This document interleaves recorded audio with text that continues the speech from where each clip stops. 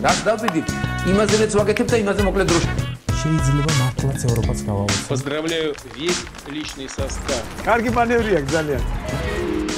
დიაპოლოვაში გადაცემა. მაშასე, ვაშა გადაცემა ისევ თქვენთან არის. და ჯერ კიდევ გაქვთ დრო შემოგვიერთდეთ ნებისმიერ პლატფორმაზე. YouTube-ზე, Facebook-ზე, Instagram-ზე ან TikTok-ზე.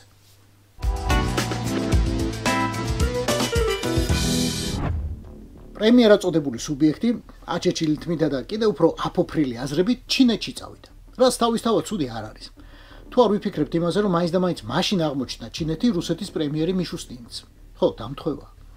ოღონდ, სანამ ეს ტიპი და მისი კოდლა იქაურებს აქაურ ეკონომიკურ მიღწევებზე აბოლებდნენ სოფლიოს სხვა მხარეს, რომელიც ჩვენთვის ყველანაირად უფრო პრიორიტეტულია, უნდა იყოს, მათგან ქვაქვაზე არ დატოვეს.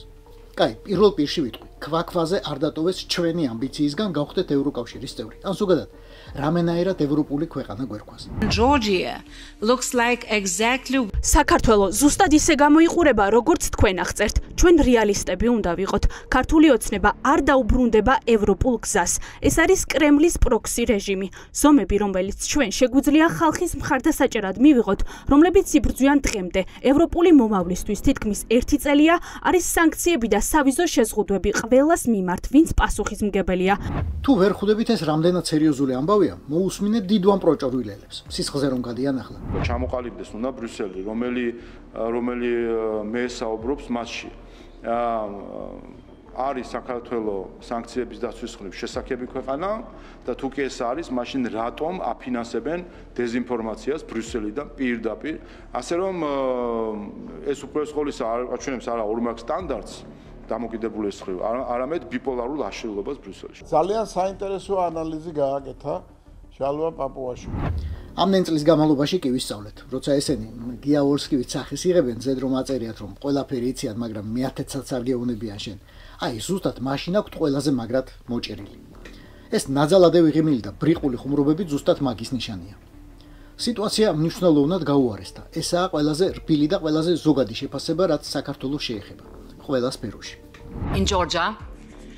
The situation has sharply deteriorated. საქართველოში მდგომარეობა მკვეთრად გაუარესდა სერიოზული დემოკრატიული უკუსვლით, რაც არც ერთ კანდიდატ ქვეყანასთან მიმართებაში არასდროს მომხდარა. მოიგონეს რამე? არა. და გადაამეტეს? არა. ჩვენ ნახეთ სწრაფი ეროზია, კანონის უზენაესობისა და ფუნდამენტური უფლებების მკაცრი შეზღუდვა. რაღა გაამწვავა თქვენ კაი ხალხო, რაღა სასამართლო დაგვრჩა და რაღა დამოუკიდებლობა. რა სიტყვით გოცნო, 5 წლის შემდეგ ევროკავშირში შესვლის რა შანსი აქვს ქვეყანას, რომელზეც ევროკომისია დღეს წერს, მან ადამიანებს ხმის მიცემის ეშინიათ, რომ მერე ვიღაცა არ მიუვარდეს, არსემოს ან სამსახურიდან არ გააგდოს და ულუკმაპუროდ არ დატოვოსო. საქართველოს ხელისუფლების წარმომადგენლებმა უნდა შეცვალონ კურსი და იყვნენ თანხვედრაში მოქალაქეების მოთხოვნასთან, რაც არის ქვეყნის ევროპული მომავალი. ბოლო წლის განმავლობაში ევროკავშირმა მიიღო გადაწყვეტილება, რომ დე-ფაქტო შეეჩერებინა საქართველოს გაწევრიანების პროცესი საქართველოს მთავრობის ქმედებების გამო. რა შანსი აქვს ქვეყანა, სადაც უბრალოდ აზრის გამოთქმა ისჯება. თქვენზე მეტად მე მინდა ვცდებოდე, მაგრამ თავის მოტყუებას აზრი არ აქვს. ის რაც ევროკომისიამ გამოაქვეყნა და თქვა ახლა. კანდიდატი ქვეყნის პლუსებისა და მინუსების შეფასება კი არა, ბორიას რეჟიმის საფლავის ქვაზე ამოწვიფრული ეპითაფია. ევროპამ დაგადოთ. ევროკომისია საქართველოს მხოლოდ ფორმალურად მიიჩნევს კანდიდატ ქვეყანად. A candidate country in name only. სულ უფრო აშკარა ხდება, რომ ბრიუსელის მხრიდან მსგავსი დამოკიდებულების მიზანია ხალხმა ხელი ჩაიქნიოს ევროკავშირში ინტეგრაციის პროცესზე. უსამართლო მოქცევის, წინააღმდეგობისა და დაბკოლებების წინაშე ხელი ჩაგვექნია თუ არა, ეს არჩევანი არა მხოლოდ დღეს, არამედ მთელი ჩვენი ისტორიის მანძილზე გქონდა. საქართველოს შანტაჟი და საქართველოს ზეწოლა არ გამოვა. ჩვენ ხელის ჩაქნევას არ ვაპირებთ. საქართველო გააგრძელებს ქვეყნის მომზადებას ევროკავშირის წევრობისთვის. ევროპამ კი დაადოთ, მაგრამ ამით ეს რუსები ძალიან გაახარა. დღეს რუსეთის ეროვნულ დღესასწაულზე ბორიას დავოვას ამაზე უკეთეს საჩუქარს ბრიუსელი ვერ გაუკეთებდა. საქართველოც უკვე რუსეთია, რაზეც მწუხარებით ვაწერთ ხელსო.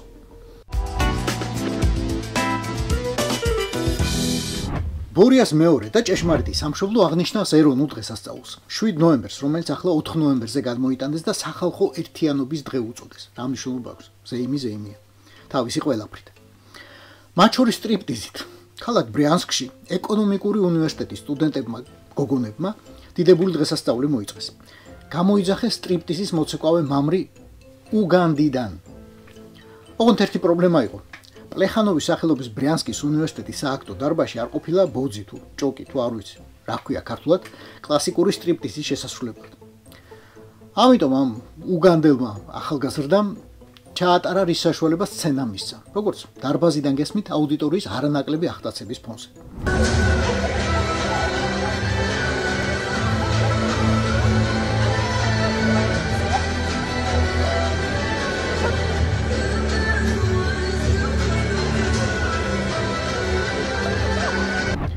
რუსეთში ყველაფერი მოსულა. სტრიპტიზი შეიძლება განიხილებოდეს როგორც ეროვნული იდენტობის, თვითმყოფადობისა და ჭეშმარიტი რუსობის ნაწილი.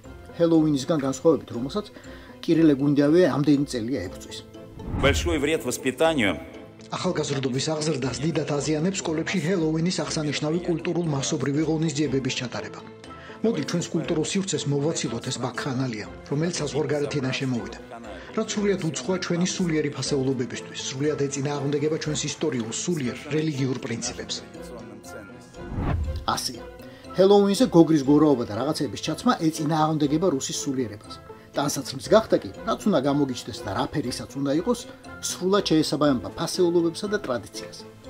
რა გადაგვჩენია, ჩვენს მიულოცოთ ედინა ვერეც მეზობელს დღესასწაული და დაუპირდეთ, რომ როგორც კი თავს დაგვანებებს და ბორიას თავისთან წაიყვანს პენსიაზე, ამ დიდებული დღის აღნიშვნაში ჩვენც გულითა და სულით ჩავერთვებით. კაი, სტრიპტიზზე არასდროს დავზრდებით და რამე კუნძს ჩვენც აუცილებლად და სიამოვნებით ვაჩვენებთ.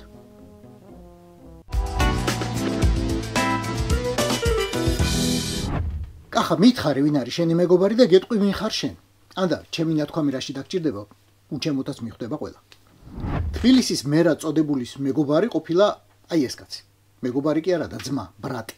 ნავაი ბაკიროვი. მე ცოტა ჩამორჩენილი ვარ თანამედროვე რუსულ მუსიკალურ ხელოვნებას და უნდა ვაღიარო, ეს სახელი პირველად გავიგე. როგორ შეიცხადო ერთხმად ხელოვნურმა ინტელექტებმა და იქით Google-მა, ეგო დიდად ცნობილი ვარსკვლავია, უპოპულარულესი და უმარკეტინგულესიო. ბოდიშ ბატონო. Мы себе загоняем мнимые рамки, типа запрет на любовь, ну и как мне доказать себе, что мне так плевать, и обману тебя мы в явном плей-арте. ნავაი ბაკიროვი წარმოშობით აზერბაიჯანელი ყოფილა, დაბადებული სამარაში. ბრაჟანრია ეს კარგად არ ვიცი, ამიტომ რჩევებს მივიღებ. პაპსარეპია ჩემი განსაზღვრებით. თუმცა იქნებ თქვენ უფრო ზუსტი განსაზღვრება მოუძებნოთ რამე. Раз, два, три кавычки, сигарету спичкой, и дотла сжигаются совместные альбомы. Только вот привычка, ты к нему как птичка, позовет и ты опять сорвешься по-любому, знаешь. რა შეიძლება ასეთ ტიპაშთან აერთიანებდეს ასეთ ტიპაშს?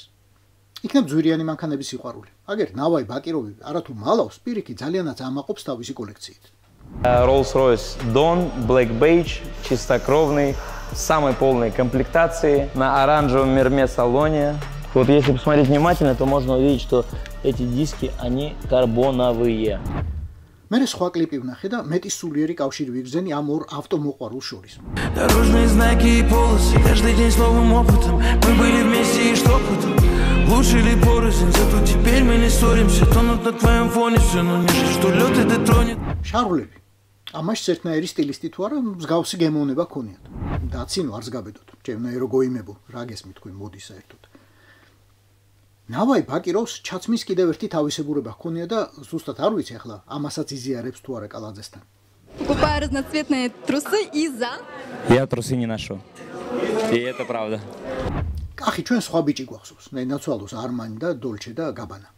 მაგრამ ეს ყველაფერი მილანში იყო, სადაც ცხოვრების 9 წელი გაატარა და დარწმუნებული ვარ, ერთი წარმოდგენაც არ გამოუტოვებია ლასკალაში. მისნაირი ფაქიზის სულის ადამიანი როგორ არივლიდა მაგალითად პაატა ბურჭულაძის სპექტაკლზე რიკარდო მუტი რომ დირიჟორობდა. დარწმუნებული ვარ, კულისებიდან ვერ აგდებდნენ საერთოდ წარმოდგენის შემდეგ და ბევრი ფოტოც ექნება დიდ მაესტროებთან გადაღებული. უბრალოდ ახლა არ აჩენს, რომ სხვა დროა ხო იცით რა. სამაგიეროდ აჩენს ნავაი ბაკიროვს. მაგაზე ხსნილია. ლამბოს კაბრიოლეტში როზე ხარ, წალენჯიხის ულამაზეს ხეობებში დააგელებ და ამას უსმენ ბოლო ხმაზე, რა შეიძლება ამაზე დიდი სიამოვნება იყოს. Она не любит Бог, а просто юзает. Мерит все отношения минусами, плюсами. После нее душа в окно, сердце на музыку. И вот на новом году под грустную музыку. ოღონდ მაინც დიდი მადლობა და ქებათა ქება ერგება. 800 ქურდის ესთეტიკასა და გემოვნებაზე გაზრდილი, აი ამას რომ უსმენს და არა ვლადიმირსკი ცენტრალს ან კაკაია ოსინ ვლაგირა.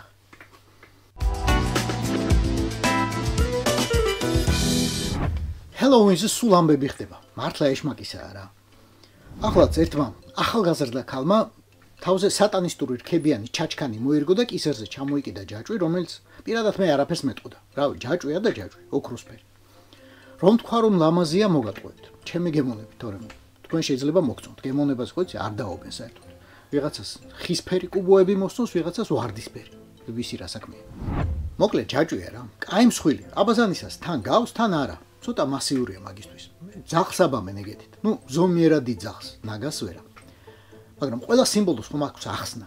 ამასაც გამოუჩნდნენ ახლა ამხსნელები და ჯაჭვების ექსპერტები. უმალ დაადგინეს რომ ძაღლის კი არაა და აბაზანის, ხელოვნების ნიმუშია, ტიფანის და ღირს $75,000. ჯაჭვი $75,000.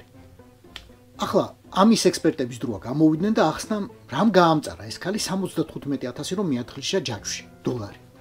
მე ეს ჯაჭვი რომ სატანისტურ რიტუალზე მოირგო და ჩვენ შეგვაშურა ნახეთ რა მაქვს. ახლა ვიღაცები ამობენ მაგ ახალგაზრდა ქალის ორი შვილი პატრიარქის ნათლულიაო, მაგრამ მე არ მჯერა. პატრიარქის ნათლი დედა როგორ იკადრებდა რომ სატანისტური ჰელოუინი აღენიშნა და ეს ამბავი მე საჯაროდ ებცნო ყველასთვის. შანსი არ არის. იმიტომ რომ ამ ეშმაკეულ შაბაშზე ქალი აღარაა და კაცი და მაგის დაშვება როგორ შეიძლება გაფიქრებაც კი. სანამ ხელოვნებათმცოდნეების საექსპერტო თანამეგობრობა საკუთარ სიტყვის და რაიმე დასკვნაზე შეჯერდება, როგორც კოცები ამბობენ, მე როგორც დაუვიწყარი თორნიკე რიჟვაძე იყო და სხვა დარგის სპეციალისტებს მივმართ. და იცით რა მითხრეს კრიმინალისტმა ფსიქოლოგებმა? მათი ვერსიით, ამ ახალგაზრდა ქალს საახლობლოში ვიღაც მაგარი კორუმპირებული ყავს და კოცების გაქანებული დაჭერების კამპანიაში, აი ამ ხერხით მიანიშნებს გამოძიებას, სად უნდა ეძებონ უკანონო სიმდიდრე. დრო რომ არ დაკარგონ მერე ჩხრეკაზე. რატომ უნდა ერჩოდეს ახლობელს მეთქი და ეგეც ამიხსნეს. როგორც წესი, ასეთ შემთხვევებში ადამიანი ძალიან გამწარებული ამ თავის ახლობელზე. შეიძლება ღალაჩის კი ყავდეს ოდესღაც შემჩნეული და ვერ ივიწყებდესო. 75,000-იანი ჯაჭვების ჩუქების მიუხედავად. ხო და იქნებ მართლები არიან დარგის სპეციალისტები და იქნებ ამ მეთოდით მართლა გამოძიებასთან თანამშრომლობს ის ქალი წინსწრებად, უბრალოდ ჩვენ ვერ ხვდებით ამას. დაველოდოთ გამოძიებას, როგორც პროჭორილელები ამბობენ ხოლმე. რაც დავიდით, იმაზე მეც ვაკეთებ და იმაზე მოკლედ დროში.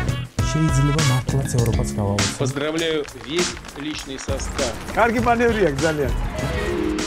დიაბოლოვაში გადაცემდა.